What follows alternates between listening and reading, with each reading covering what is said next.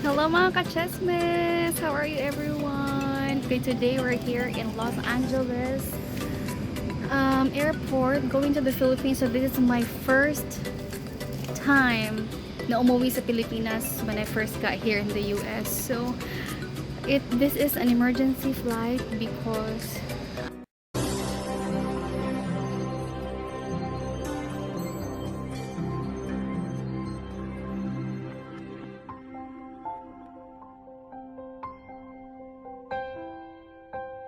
my father died. So that's why we need to go home. I just want to say thank you to my husband here. He is very supportive. Um, 'Di ba kasi um, hindi ko na makita si Papa. Bahala na the flight are so expensive pero sige lang makaka-recover na naman, makaka-recover din naman tayo. So this is really a sad going home because this is not for a vacation. This is for Papa's burial, a funeral, final goodbye of Papa. So I don't know if I want to vlog, but then probably it seems I was thinking that probably it seems this is memories that yeah, that my husband told me that better to vlog para para at least memories of you know Papa until the time healing. So again, thank you so much everyone. So I'll see you there, and we will first go to Manila and then Manila to Cebu. We will arrive this Saturday at 10 p.m. We'll just go directly to the wake.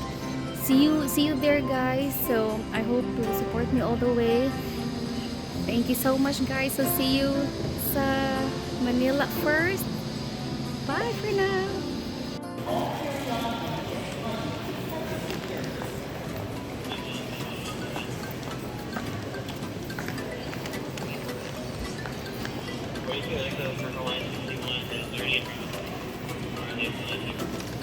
Hello guys. Hello to my vlog. Hello to my vlog. So we're here while waiting for the boarding. So ikot-ikot muna. And this is it. Pansit. So this is really good. Pansit. See you again, Philippines. So this is Victoria's. That one is Victoria's Secret.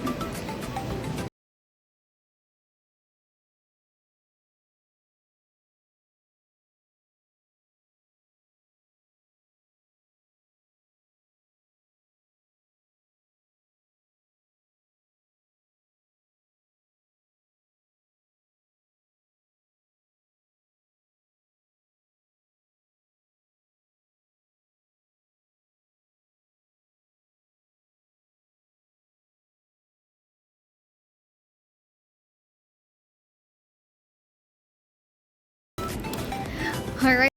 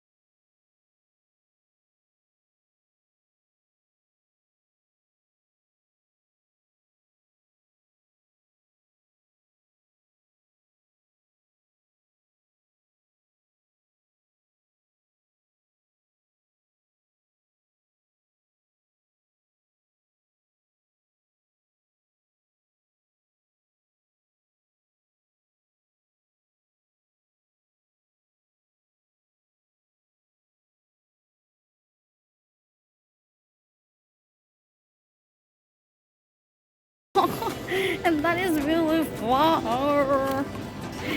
Anyway, that's fine. We still have time, guys. So anyway, I'll talk to you later, alligator. And I'll talk to you everything that we've been through. Like everything.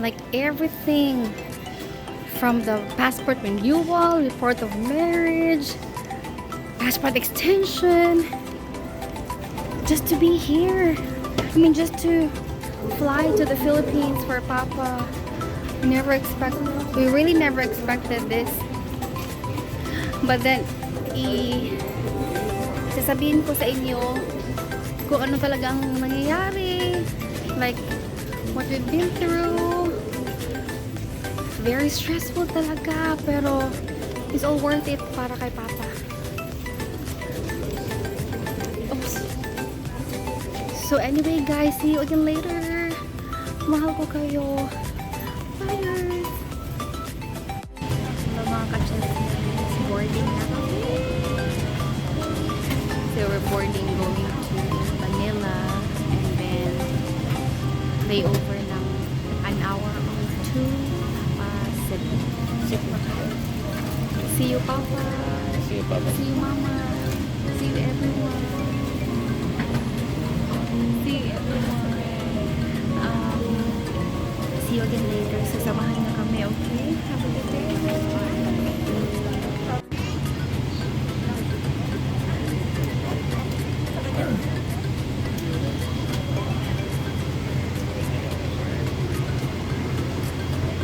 Hello.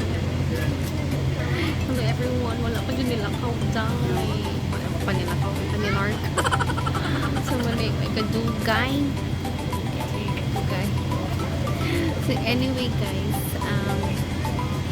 daghan kay passengers, daghan kay pop.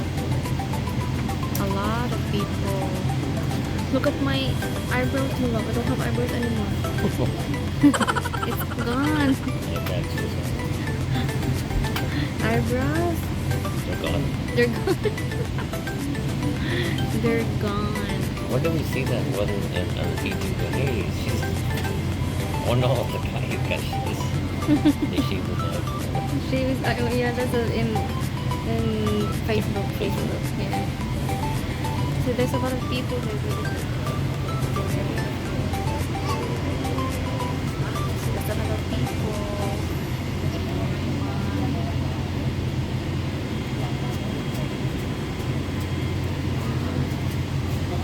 So we are in the exit. So wala may TV. Pero kamugaway. Ay nako. Anyway, wala kabalo si Mama muli ni hindi niya alam na uuwi kami.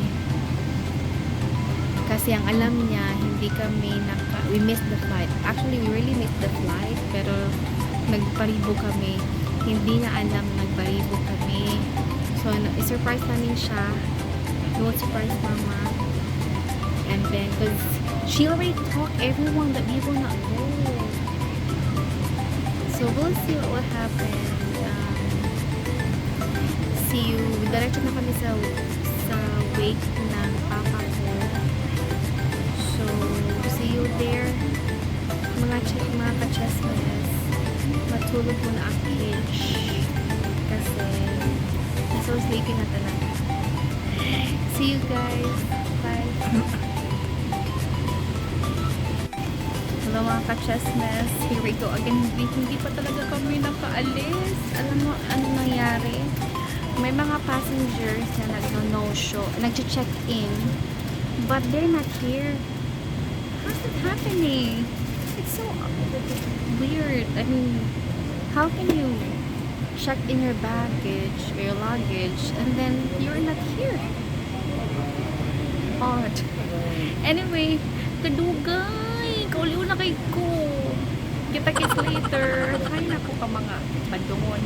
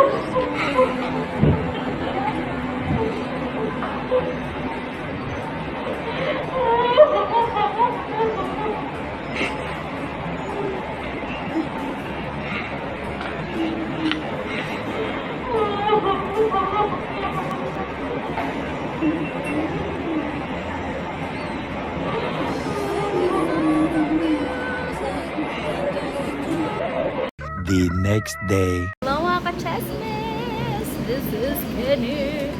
So this is our second day, my love, right? Second day.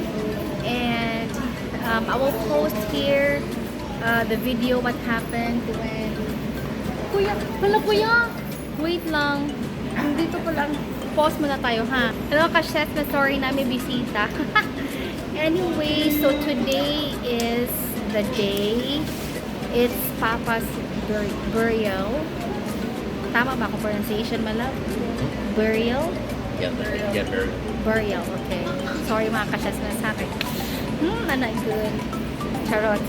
Anyway, so yeah, this is Papa's burial. I know it's a sudden vacation. It's not a vacation actually. We're here for Papa.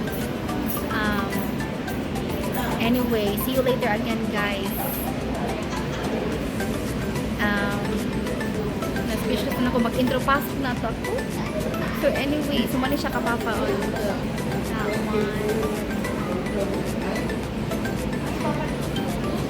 So it's very sad. But again, I will post the video later of the because we surprised Mama. Mama doesn't know that we will be here. I'll post it next to this. And also some pictures. So I will tell everything what happened. This is really a struggling for us before we went here. And so we have now a lot of visitors, guys. So look at that. So today at 4 p.m. is the burial. 4 p.m. is the burial. So we will depart 4 p.m. going to the cemetery. So I'll be right back, guys. Okay, bye for now.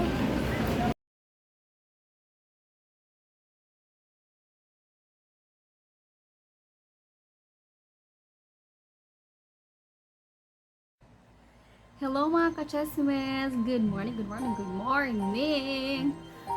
Okay, so...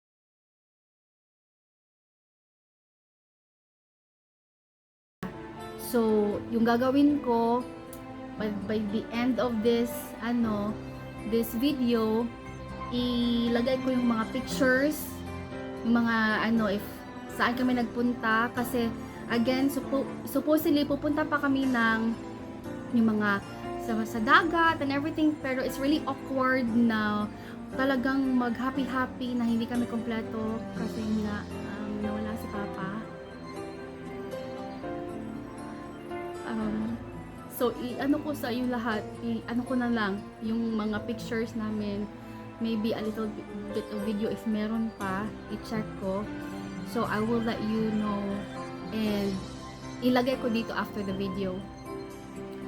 So, yun nga, last year, may pinalaboratory ko si Papa kasi yun nga, nag-swell yung feet niya. That was May last year, 2021. And then, parang mataas yung SGPT, parang I think sa liver yata yun.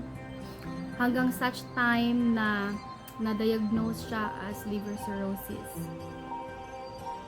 So, yung time na yun, so lagi kami na nag-usap hanggang ano, parang November, okay pa yun siya hanggang nagbagyong ano, Odette. So, yung Typhoon Odette, nakakalakad pa si Papa, okay pa siya. And, ano lang mga ka-Chismas, parang nafe-feel na niya na there's something wrong, parang gano'n.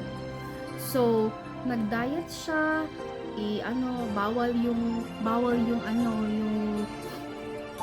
yung too much salt, parang gano'n. Pero sabi daw ng doctor is dapat wala talaga daw salt. So, kaya pumayat siya talaga ng todo. So, grabe yung struggle na namin from last year. So, yun, sa family namin. And, yung medication ni Papa, mahal talaga ang medication ng liver cirrhosis.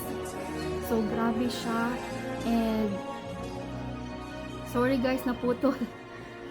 So, yun, yung liver cirrhosis, ang grabe talaga yung yung medication na grabe, ang mahal talaga, as in.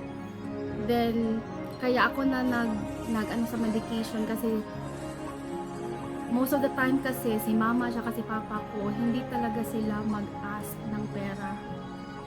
So, of course, wala namang ibang makapag-help, 'di ba? Tayo lang namang family. So yun, so ako sa kahit konti at least makatulong ako. So nag-send ng ng money for medication ni Papa. And then after sa bagyo doon, so at parang like talagang ang daming I think it's a sign na siguro na para mag-renovate ng bahay kasi we've been living there naman for how many years. So kaya naisip ko na mag-renovate para at least para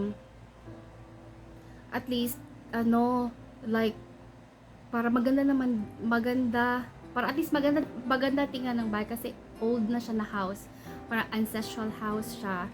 So kaya nag-renovate ako nung time na yun, and that was after the Typhoon Odette.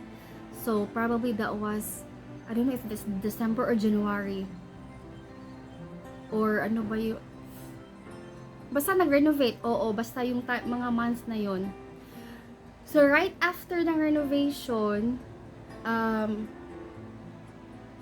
February okay pa ang lahat, and then March yun na nag-start ang lahat-lahat, which is may changes na, I think grabe nakapayat si Papa, tapos lumalaki na ang tiyan niya. And then that one day, hindi ko lang nakalimutan ko lang yung date. Basta March, that time, March 23 yata yun. Or 22 or 23 yata. All of a sudden, si Papa, ayaw na niya mag-respond. Which is, naka-video call kami. So, i-send ko dito, ito, hindi ko lang siya i-play ha, kasi yun nga, pero ano ko dito. And then, tapos sabi ko, Papa, parang ayaw niya talagang ayaw niya siya mag-respond. So, yung asawa ko naman, sabi niya na, you really need, ipa-admit si Papa. Kasi, talagang, and then, yung nasa isip ko at saka yung sa isip ko is, oh my God, bago lang talaga ako nakapag-renovate ng bahay, which is malaki talaga. And then ginamit ko lang yung emergency fund kasi din yung mga kasami parang sa sa rooms is talagang na siya nang dahil sa bagyo. So sabi ko, paano yun? So, buti na lang yung yung asawa ko is very supportive talaga siya. Like, very supportive. So, yun, pina-admit namin si Papa. Akala namin yun na yun. Pero, sorry guys ha. Sorry talaga. Hindi ko maiwasang maiyak sa vlog na to. Kasi, very ano kasi sa akin to. Like, hindi ko talaga makalimutan yung mga nangyari sa amin family. I know, mga pagsubok lamang talaga to. Pero, still trying, ano lang talaga, laban lang. So, yun nag-start. Buti na lang, parang naging okay siya. Kasi ano pala, like, very low ang sodium ni Papa. And then, given the fact na may liver cirrhosis na siya, so wala na talagang mga gawa sa liver. Pero sabi ng doktor, talagang end state si liver cirrhosis na siya. So, sumayaw pa siya. Actually, sumayaw siya. After noon, ilagay ko din dito. Sumayaw siya na okay na siya. So, yun. Thanks God. Kasi ano, naging okay siya. Naging malakas siya. And then, yun na, right after sa pag-hospital niya, doon na talaga nag-start na parang slowly, ano, na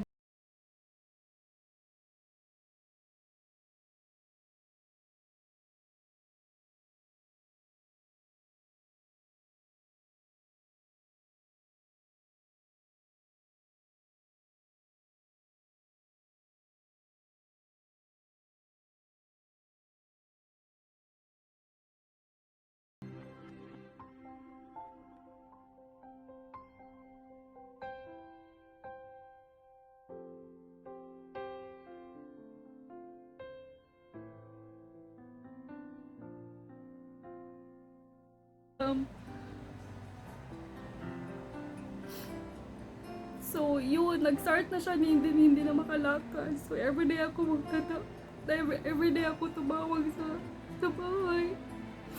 Kasi ano, para mangumusta. So ano yun, mga April. Tapos problema pa namin kasi April kasi dito, 'di ba? April 15 tax ano.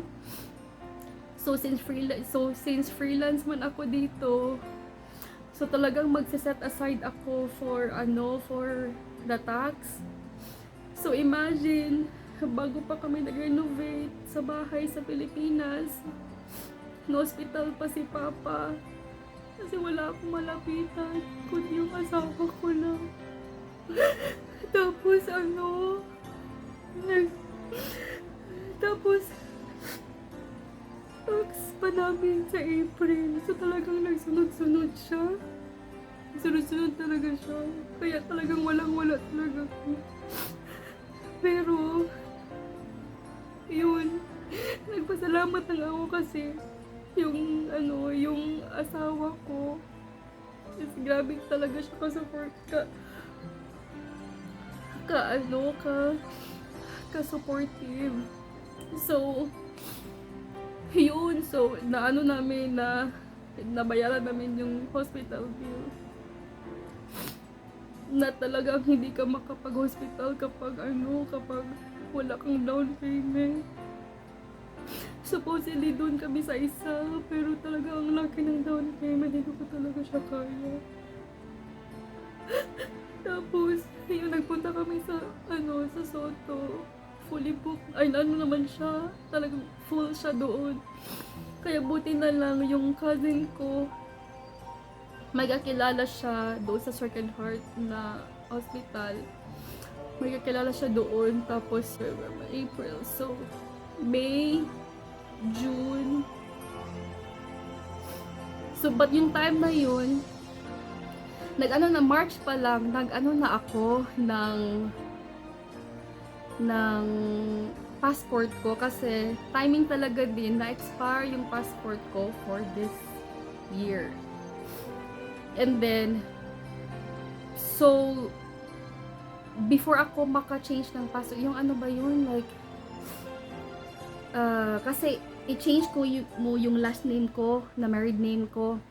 So, dapat the report of marriage. So, hindi ko man, yung brother kasi ni Jean is same, din, liver cirrhosis din. It took 5 years. So, talagang, kumpiyansa lang talaga ako.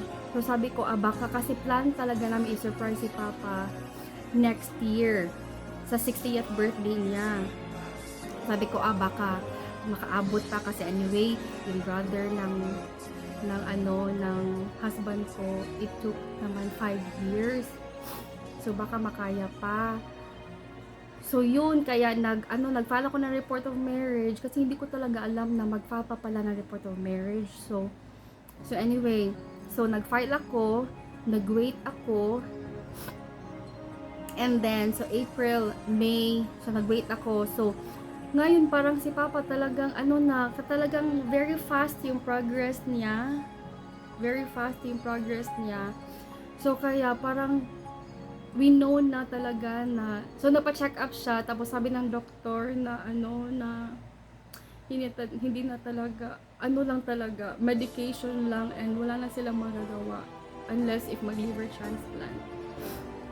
So, nasaktan lang ako kasi nag-ask talaga si Papa sa doktor na nag-ask siya sa doktor na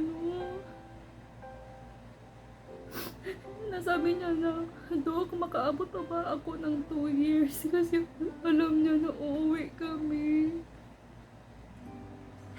next year. So, ika first year ngayon, tapos next ika 2 years din. So, sabi ng doktor na na we will see. Parang, so, hindi talaga nagsabi ng doktor na talagang we will try. Depende kasi yun sa body, sa katawan ni Papa, sa katawan niya. So, yun. Kaya parang wala talagang pag-asa. Parang ganun. So, after nun, so, tumawag na ako sa sa embassy. Buti na lang may kakilala ako na doon nag-work, yung parang may kakilala siya na doon nag-work na ipa-prioritize yung report of marriage para makarenew ako ng passport. So, yun, na-prioritize na siya. Kaso, yun nga, very fast in progress ni Papa. So, ang nangyari is parang like, time comes na parang like, we know na he's dying. So after noon, hindi pa ako nag-book ng ticket kasi hindi ko alam if when ko makukuha yung passport. So tumawag ako doon, sabi na, ito na lang, since ma-okay naman yan. Kasi it may take 2 months pa, parang hindi na kami makawait talaga ng 2 months para mag-renew ng passport. So, may nag-offer na, yung passport extension, na-extend nila for 1 year yung expiration ng passport ko. And then, bahala na siya na maiden last name ko pa, yung single last name ko pa. So, yun. So, tumawag ko Friday yun, like June, basta Friday yun. At tapos, parang they receive it on Friday, and then tumawag ako na, sige, baka and then yun nga, Friday night. Okay, so pasensya na, hindi ko siya natapos kahapon kasi hindi ko kinaya. Ang sakit-sakit ng dibdib ko. And again, pagpasensyahan niyo na kung maiyak na naman ako ulit. Ganyan talaga ang buhay. Sige, saan na nga ba tayo, guys? Yun. Wait lang. O sige, first of all, pagpasensyahan niyo na Tagalog ko, pagpasensyahan niyo na English ko. Hindi kasi ako pwede makabisaya kasi hindi niyo maintindihan. So, lagyan lang ako ng so ano. Pagpasensyahan niyo guys, kung maiyak man ako ulit, pasensya ulit. So sige, so doon na tayo. So that then on, yun nga, sa Friday, ano yun, 18, parang 18 na siya, June 18, 12:15 a.m. Yun na, nakita ko talaga, ito na naman tayo naiyak na naman ako kakayanin ko to guys, okay? Pasensya na kayo. So yun, nakita na kasi tumawag ako that night sa kanila. Tapos hanggang hindi ko talaga expected na may end na yung life ni Papa that night. Pero sabi na ng family ko, parang hours na lang talaga daw si Papa. So ayun, parang at first hindi ko talaga siya, hindi ko, like, ayaw ko maniwala at first. Kasi, nasaktan ako kasi, hindi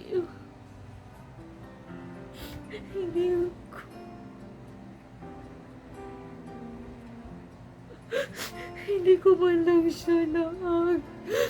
Kasi it's been 4 years na hindi ko siya nakita in person.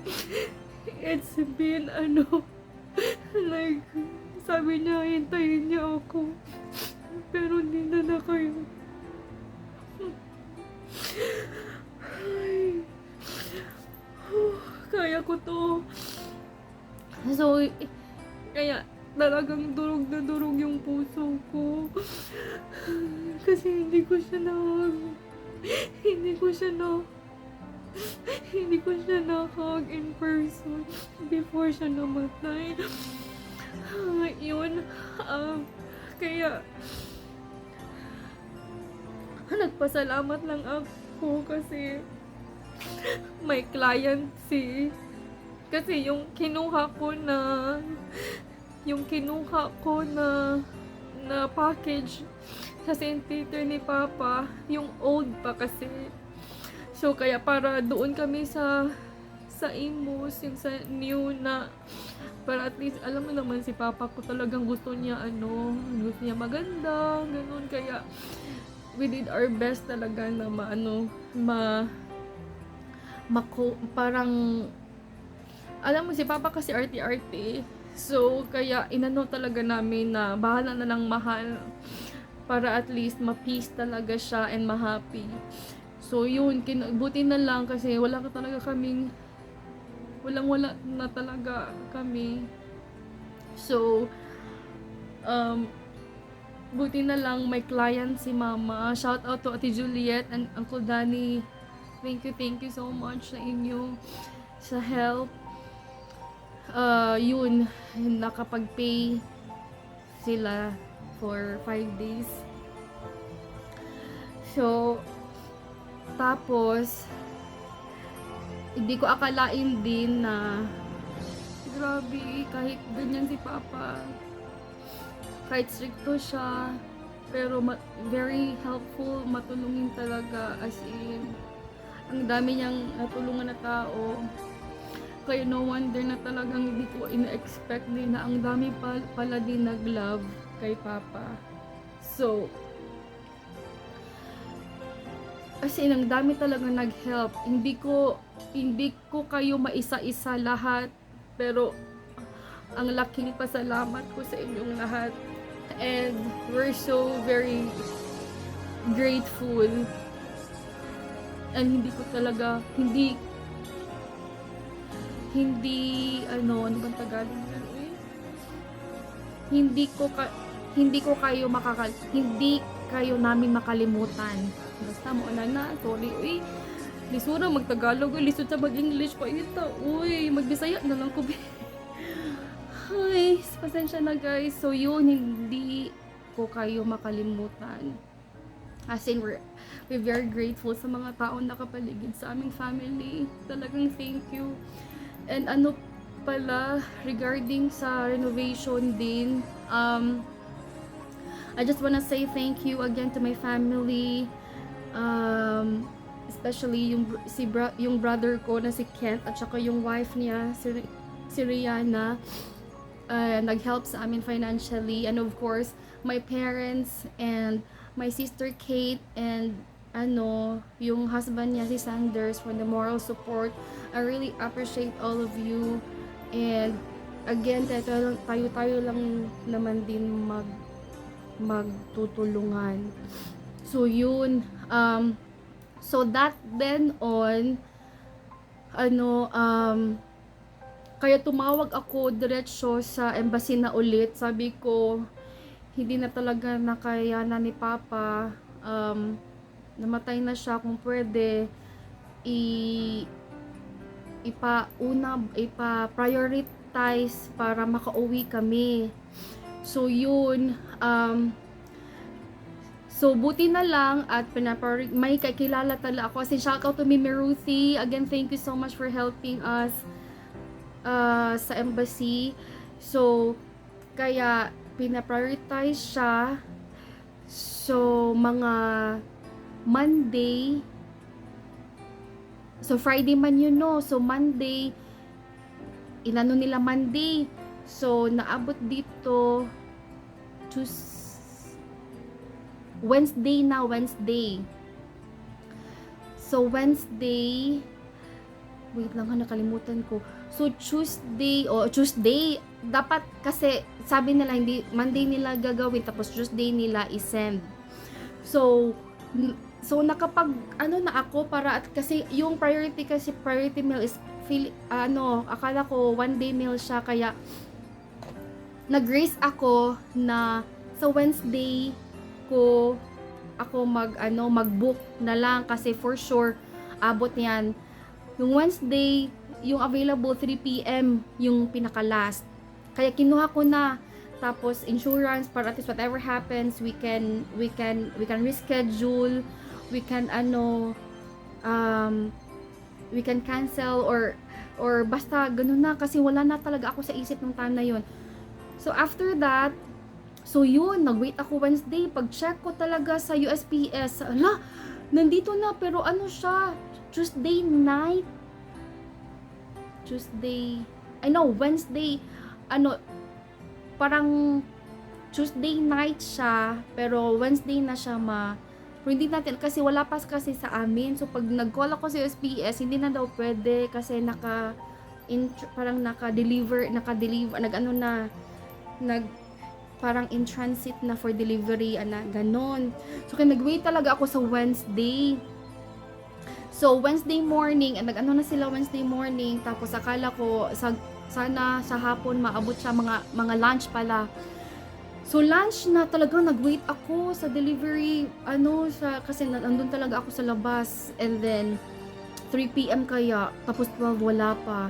So mga 1 PM na, like siguro basta almost talagang, hindi na talaga siya, feeling ko hindi na kami makaabot. So nagpunta na umuwi na yung husband ko, nag-prepare na ako, nagbihis na kami, naligo and everything. Then umabot siya siguro mga almost 2 PM, kaya pagdating niya talagang I'm so very happy, kasi pero yun nga, 30 minutes pa kasi yung drive papunta sa airport. So doon kami mga 45 minutes before. Pagpunta namin doon, sabi yung sa front desk na late daw ang luggage namin for 4 minutes. Sabi namin pwede kasi lang, para lang makapunta talaga. 4 minutes lang talaga, because of bereavement. Hindi sila talaga nag-help.